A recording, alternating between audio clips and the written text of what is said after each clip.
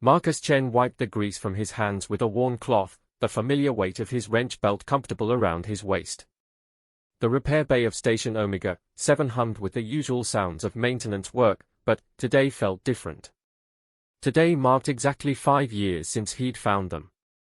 The memory still made him smile. 2 young dragons, barely past hatchlings, their biomechanical wings damaged beyond what their own repair crews could handle. Everyone else had written them off as lost causes.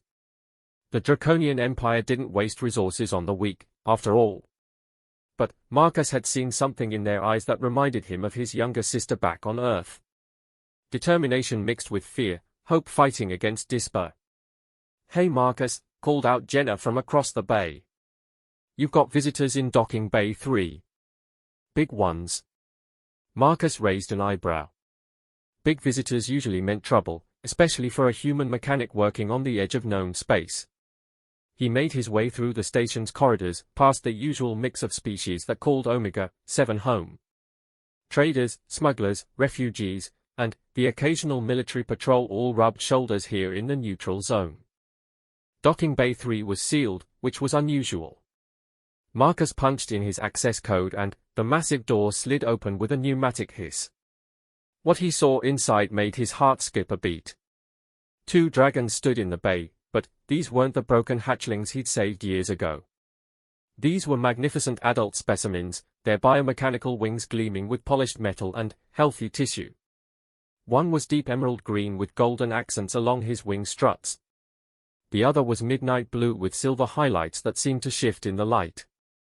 "Zephyr? Nebula?" Marcus whispered.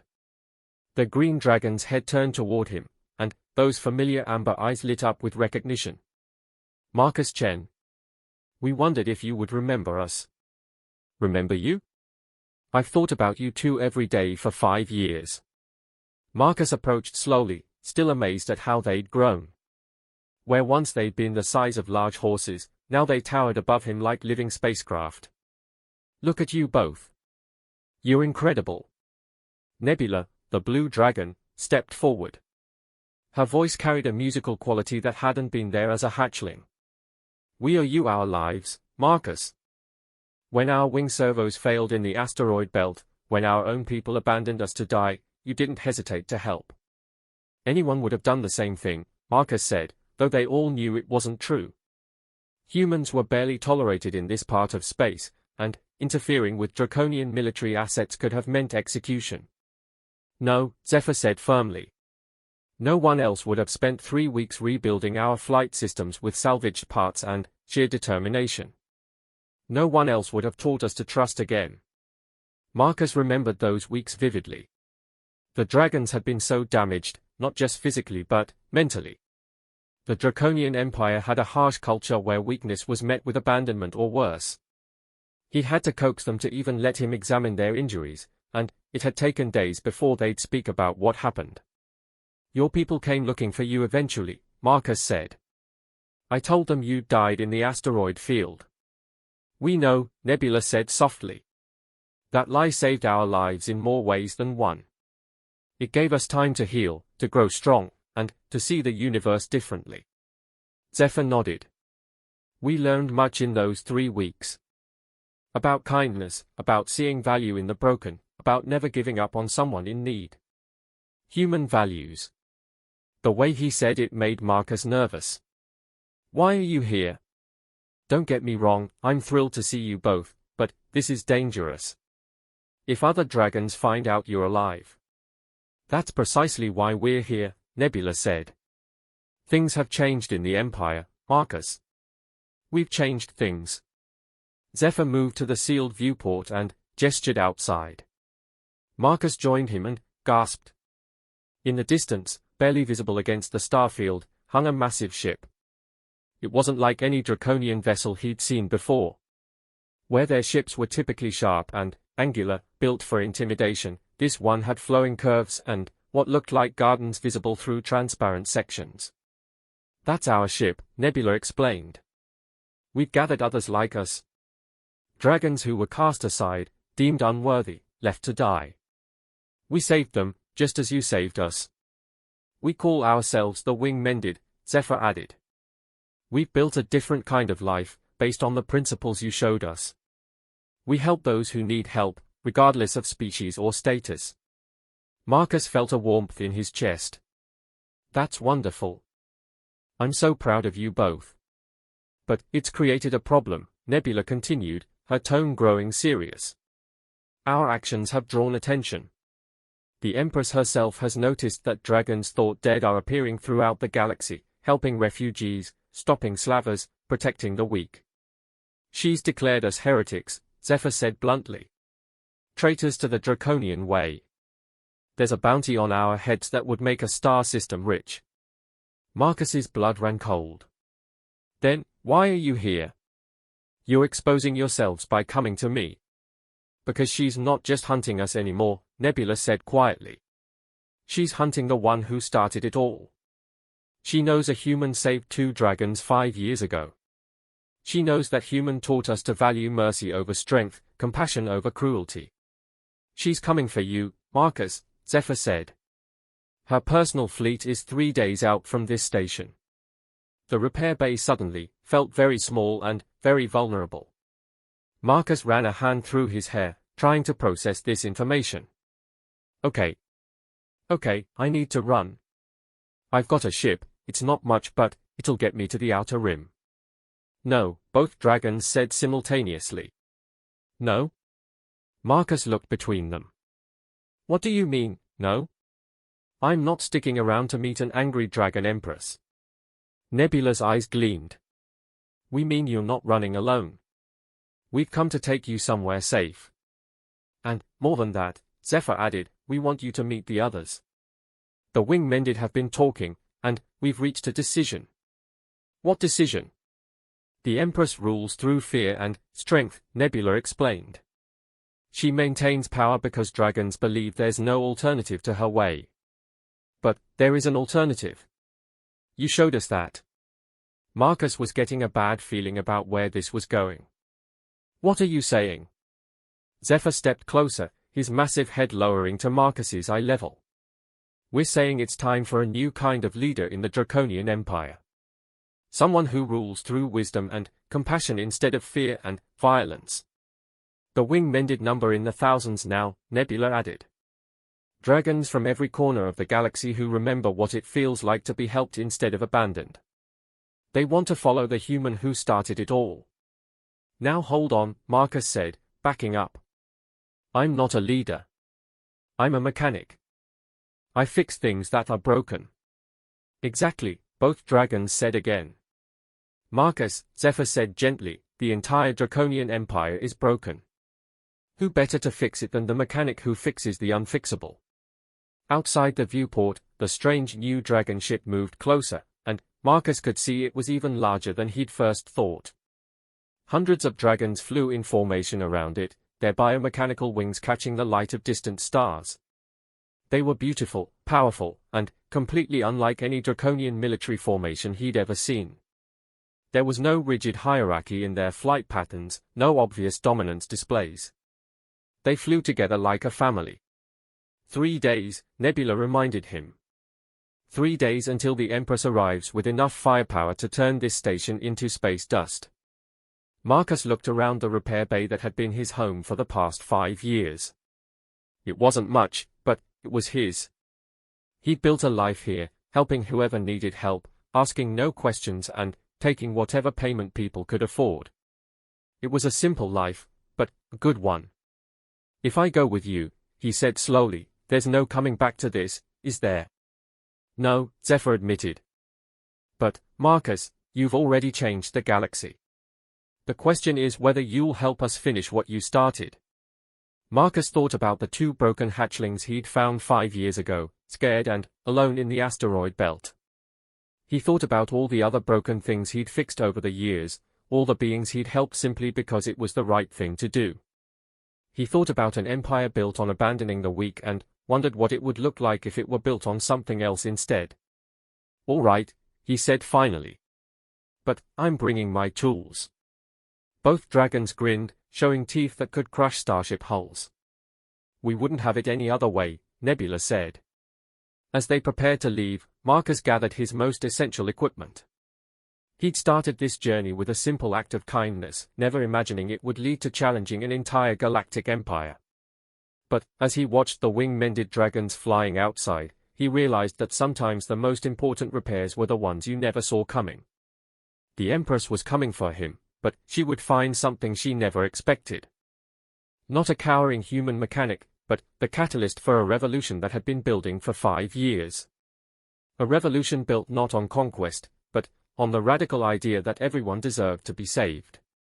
Marcus shouldered his tool bag and followed his old friends toward their ship, toward an uncertain but hopeful future. Behind them, Station Omega 7 continued its endless rotation, soon to be left far behind as they flew toward a confrontation that would determine the fate of dragons across the galaxy. The mechanic who saved 2 lost dragons was about to learn that sometimes fixing something broken meant rebuilding it entirely from the ground up. The wing-mended ship was unlike anything Marcus had ever seen. Where draconian vessels were built for war and intimidation, this one felt like a living thing. The corridors curved organically, and bioluminescent panels provided soft, warm light. Gardens grew in alcoves along the walls, tended by dragons whose scales had been scarred by battle but whose eyes held peace. "We call her the Haven," Nebula explained as she led Marcus through the ship. "Every dragon here helped design her.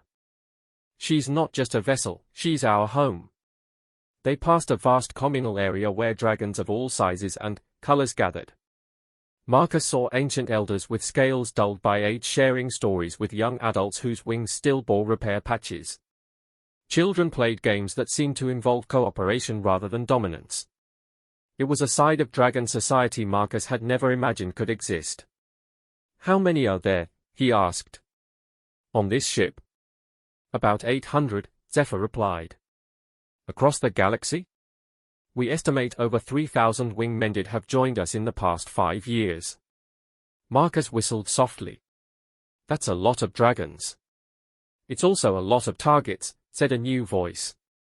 Marcus turned to see a massive silver dragon approaching. She was older, with scars that spoke of countless battles, but her eyes were kind. "Marcus Chen," she said, inclining her great head.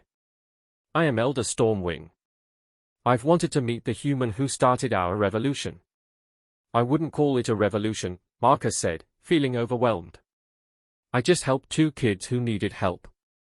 Stormwing's laugh was like distant thunder.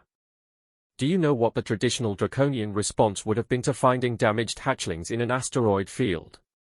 Marcus shook his head. "Nothing. They would have left them to die, considering it natural selection. The strong survive, the weak perish. It's been our way for 10,000 years." "That's horrible," Marcus said. "Yes, it is. But it's also all we knew." Stormwing settled onto a resting platform designed for her size. When word spread that a human had not only saved 2 dragons but spent weeks teaching them to fly again, it started conversations that had never happened before. "What kind of conversations?" "Dragons began asking questions," Nebula said, settling beside Stormwing. "If a human could see value in broken dragons, what did that say about dragons who abandoned their own kind? If an alien showed more compassion than our own empire, what were we really proud of?" Zephyr landed nearby, and Marcus found himself in the center of a circle of dragons. Others began gathering, drawn by curiosity to see the human their friends had saved. The Empress noticed the changes first in the outer territories. Stormwing continued. Dragons who should have died in accidents or battles kept turning up alive and healthy. Slave ships that should have been easy prey suddenly faced coordinated dragon attacks. Refugee camps that should have been ignored found themselves under dragon protection. She tried to stop it at first through normal channels, another dragon added. This one was young, with bright red scales. Issued orders forbidding unauthorized rescues, demanded reports on all dragons operating outside their assigned territories. "But how do you order someone to stop being kind?" asked an elderly blue dragon. "How do you make a law against helping others?" Marcus was beginning to understand the scope of what his simple act of kindness had unleashed. "So she's coming here to stop the source." "She's coming here to make an example," Stormwing corrected grimly. The Empress believes that if she can capture or kill you, she can prove that human influence weakens dragons. That compassion is a disease that must be cured. What's she like? Marcus asked. I've heard stories, but... The dragons exchanged glances. Finally, Zephyr spoke. Empress Pyraxis is the strongest dragon alive. She earned her throne by defeating every challenger for 3 centuries. She rules through absolute power and considers mercy a sign of weakness. She's also brilliant, Nebula added reluctantly. Ruthless, but not stupid. She knows that the Wing-Mended represent more than just a rebel faction. We represent a fundamental challenge to everything the Empire stands for. Which brings us to why we really brought you here, Stormwing said. Marcus had been wondering about that. I figured it wasn't just to keep me safe. The Wing-Mended have been having long discussions about our future, the Elder Dragon continued. We can't keep running forever. Eventually, we'll have to confront the Empire directly. When that happens, we'll need a leader, said the red-scaled dragon. Someone who understands both strength and compassion, who can unite dragons who've spent their lives following the strong. Marcus felt his stomach drop. You want me to fight a dragon empress? We want you to be what you've always been, Nebula said gently. Someone who fixes broken things. The Empire is broken, Marcus. It's built on fear and abandonment and the idea that might makes right. But you've shown us another way. I'm human, Marcus protested. I can't fight dragons. I can barely lift a heavy wrench without straining my back. Leadership isn't about physical strength, Stormwing said. If it were, the Empress would be a good ruler instead of a tyrant. Leadership is about inspiring others to be their best selves. A younger dragon spoke up from the edge of the gathering. You inspired Zephyr and Nebula to survive when they should have died. They inspired others to help instead of abandon. Those dragons inspired still others. Do you see the pattern?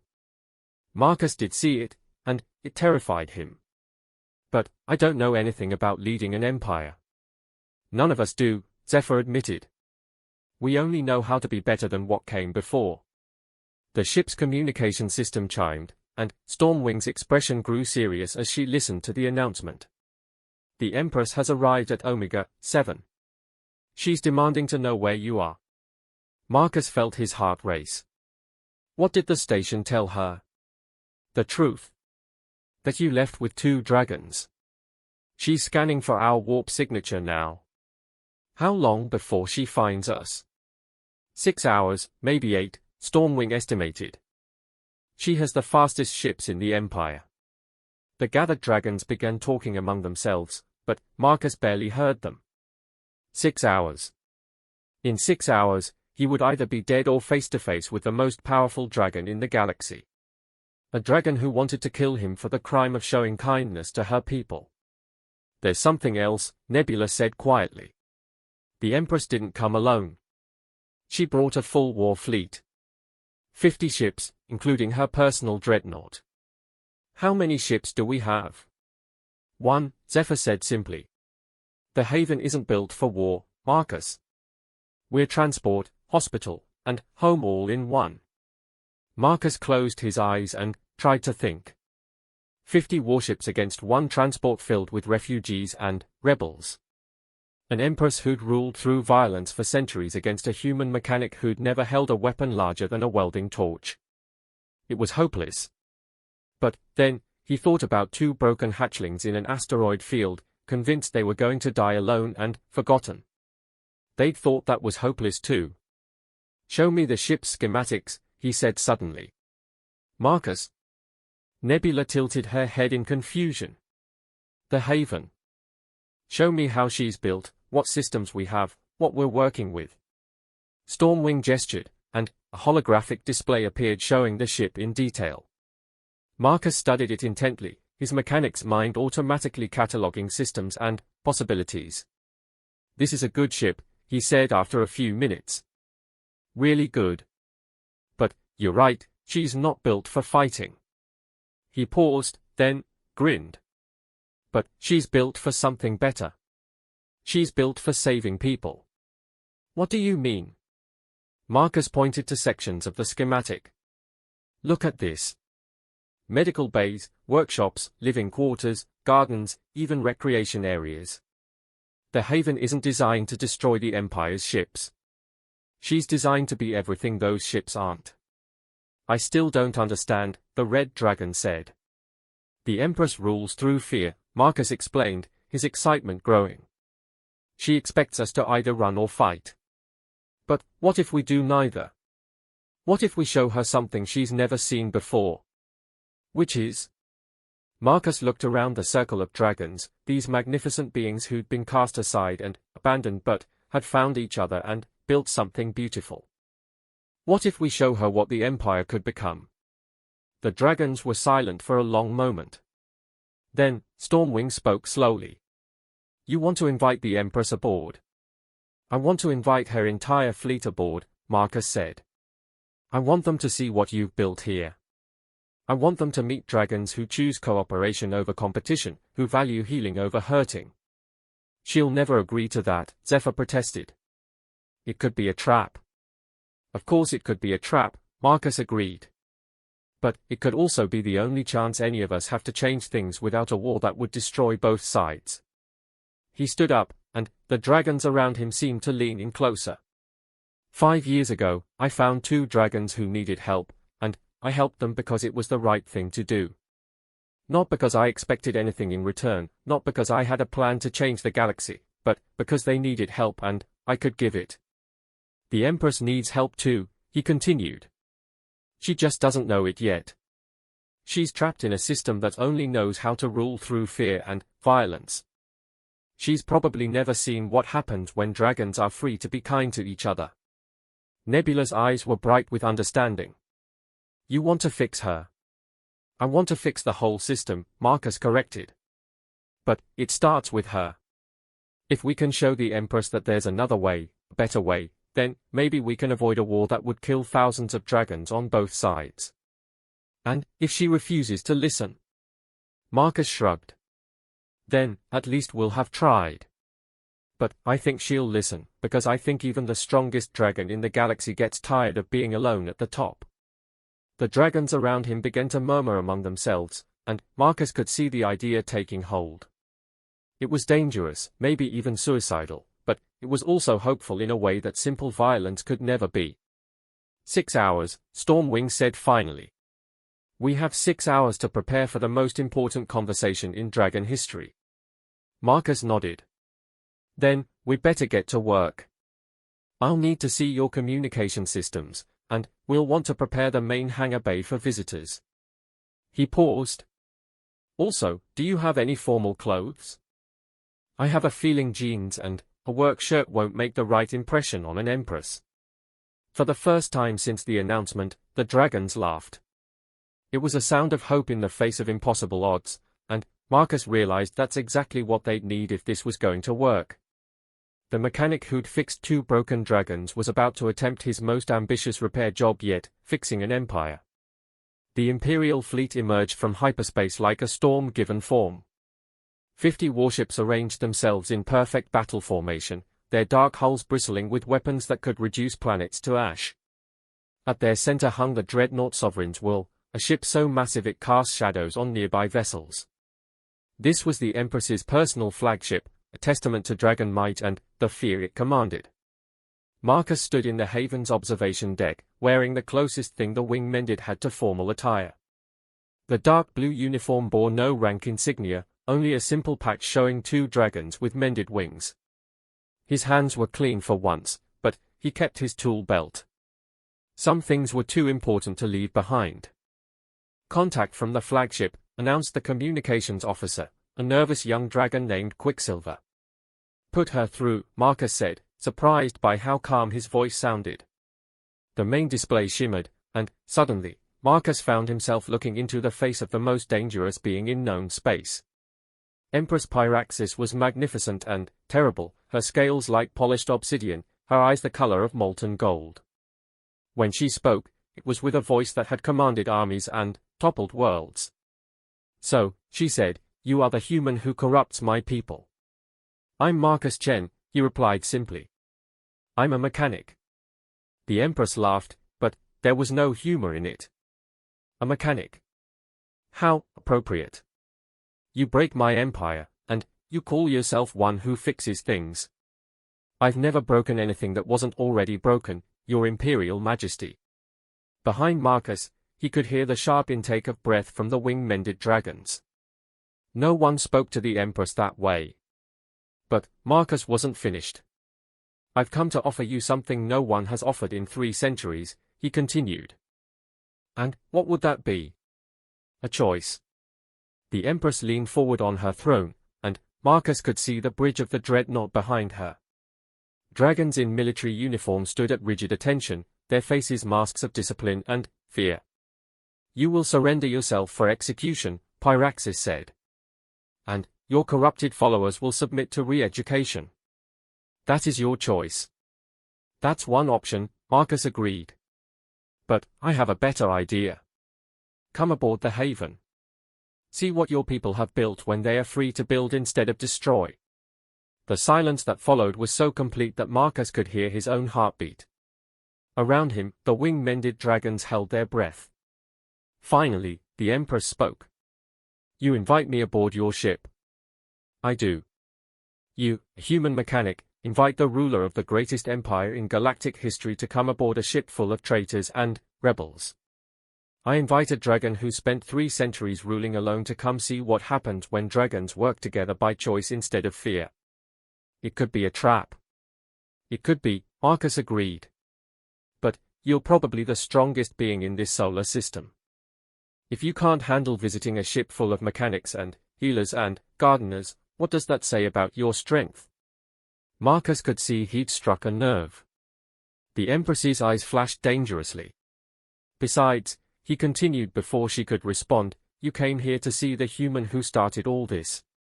Well, here I am. But you won't understand what you're really looking at until you see what I saw in 2 broken hatchlings 5 years ago. The communication cut off abruptly. Marcus waited, trying to project confidence he didn't feel. Around him, the wing-mended dragons watched the Imperial fleet for any sign of movement. Minutes passed. Then, an hour. Marcus was beginning to think he'd pushed too hard when Quicksilver spoke up. Incoming message from the flagship. The Empress is requesting docking permission for her personal transport. Marcus felt his knees go weak with relief, but he kept his voice steady. Permission granted. Have Stormwing meet her in the main hangar. What about security? Asked Zephyr. What about it? Marcus, she could kill you with 1 claw. She could kill all of us from her ship if she wanted to, Marcus pointed out. The fact that she's coming aboard means she's curious. That's all we need. The next 30 minutes were the longest of Marcus's life. He made his way to the main hangar, which the wing-mended had prepared as best they could. Children's artwork hung on the walls alongside technical schematics and star charts. Garden plots lined the walkways, tended by dragons whose scales bore the marks of hard labor but whose work had produced something beautiful. The Empress's transport was sleek and deadly, built for speed and intimidation. It landed with military precision, and Marcus found himself wondering if this was the last thing he'd ever see. The transport's ramp lowered, and Empress Pyraxis emerged. Marcus had seen her on the communication screen, but seeing her in person was overwhelming. She was larger than any dragon he'd ever met, her presence seeming to fill the entire hangar. Her scales were flawless black shot through with veins of gold, and her biomechanical wings hummed with barely contained power. This was a being who had conquered star systems through personal combat. But as she looked around the hangar, Marcus saw something in her expression that surprised him. Confusion. Where are your weapons? She asked. We don't have any, Marcus replied. Your guards? Everyone here is a volunteer.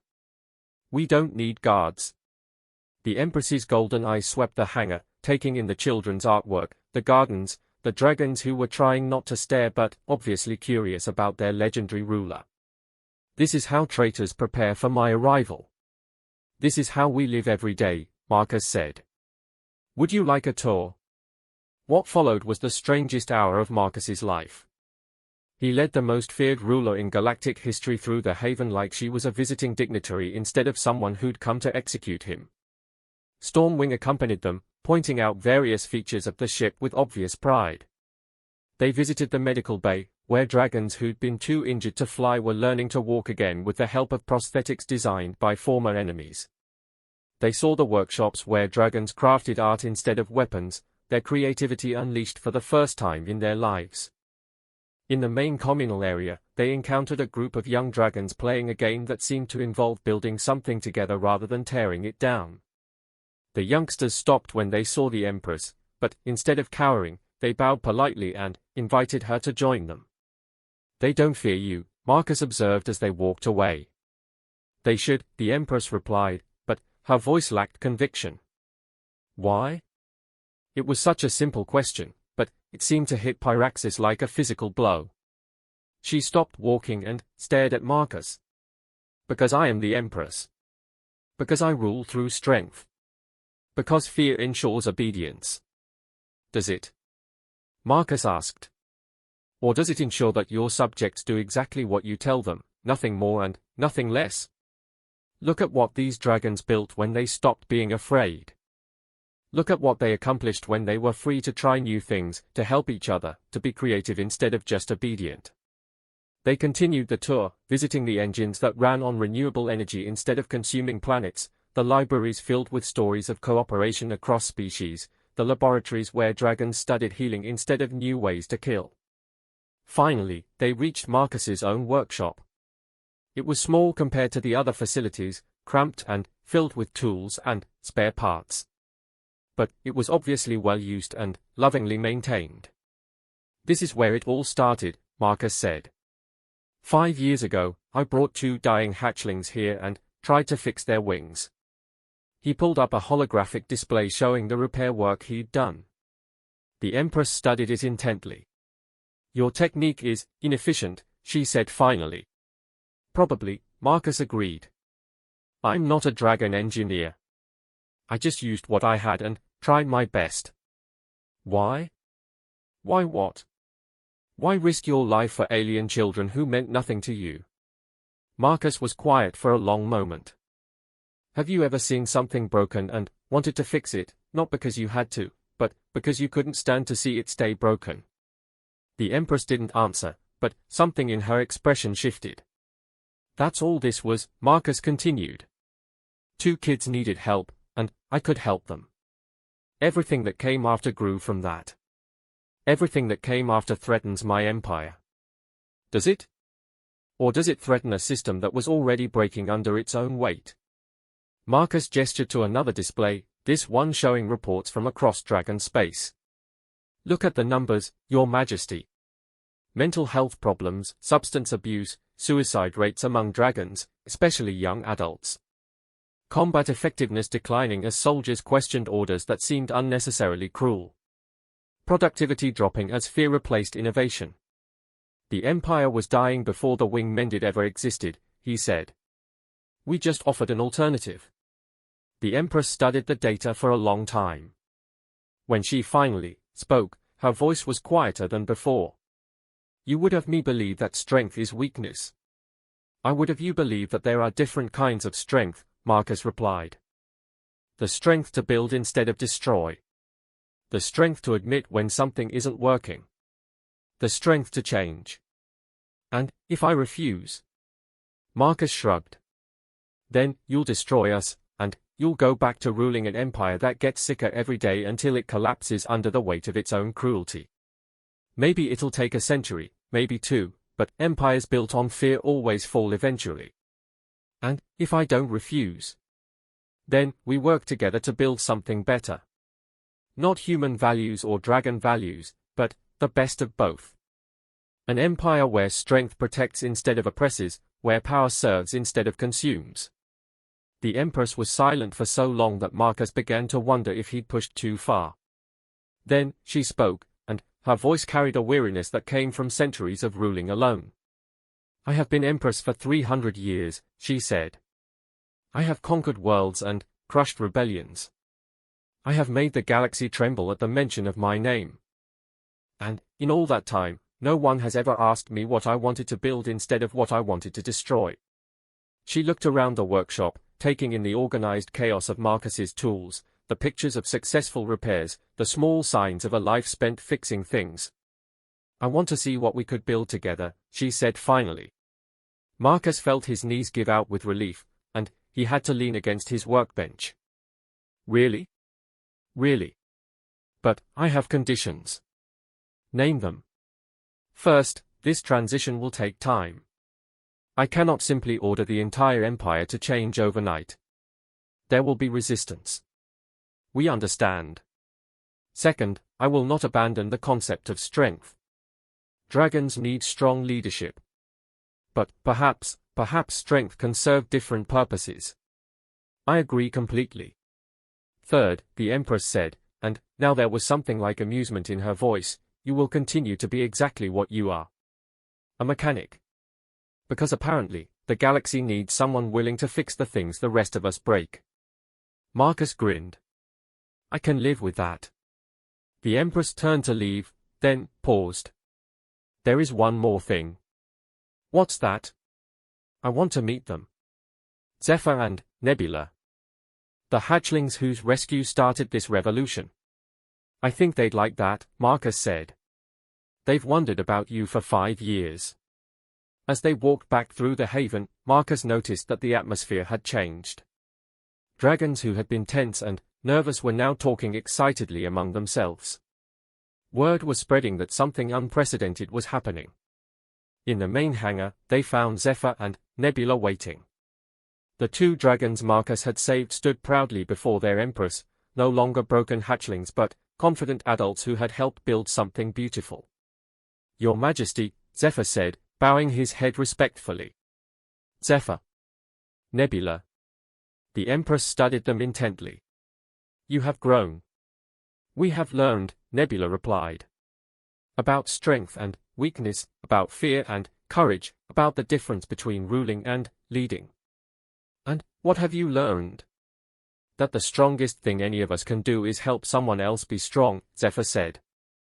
The Empress nodded slowly. Then, perhaps it is time for this old dragon to learn some new lessons. She turned to address the gathering crowd of wing-mended dragons, her voice carrying to every corner of the hangar. For too long, our empire has been built on the idea that strength meant standing alone, that power meant making others kneel. Today, I have seen another kind of strength. The strength to build instead of destroy, to heal instead of harm, to lead through inspiration instead of intimidation. The hangar was completely silent now. The wing-mended are no longer rebels or traitors, she continued. You are the future of the Draconian Empire. And I want to help build that future with you. The cheer that went up could probably be heard on the Imperial flagship. Dragons wept openly, hugging each other and laughing with joy and disbelief. Children who had been playing earlier now danced around the Empress, no longer afraid but delighted by this turn of events. Marcus found himself surrounded by friends, all talking at once, all amazed that their impossible plan had actually worked. But, through the chaos, he caught the Empress's eye. Thank you, she mouthed silently. Marcus nodded. He understood. Sometimes the most important repair job was the one you never saw coming. Sometimes fixing something meant rebuilding it entirely from the ground up. And sometimes the strongest thing you could do was admit you needed help. The mechanic who had saved 2 lost dragons had ended up saving an entire empire. Not through violence or conquest, but through the simple radical act of showing kindness to those who needed it most. As the celebration continued around them, Marcus looked out at the stars and wondered what other broken things were waiting out there for someone to care enough to fix them. But that was a question for another day. Today, there was an empire to rebuild, and Marcus Chen, mechanic and unlikely revolutionary, had work to do.